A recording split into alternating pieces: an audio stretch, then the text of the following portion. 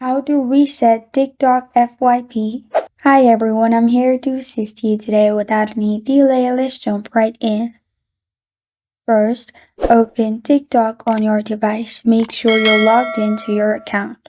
Then click on Profile at the bottom right corner of your screen, and then click on three lines at the top right.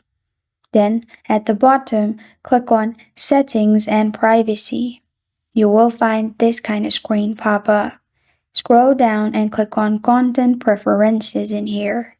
After you click on Content Preferences, click on Refresh your For You feed. Then, at the bottom, click on Continue. After you press on Continue, you'll find this option, which is ready to refresh your feed. Press on Refresh. After you do that, as you can see, you have refreshed your feed. Now, select one reason why did you refresh and then press on Submit. After you do that, you're good to go. This is how to reset TikTok FYP. Thank you for joining me today. If this video helps you out, please leave a like and subscribe for more. Got a question or want to suggest a topic? Comment below. Thank you for watching.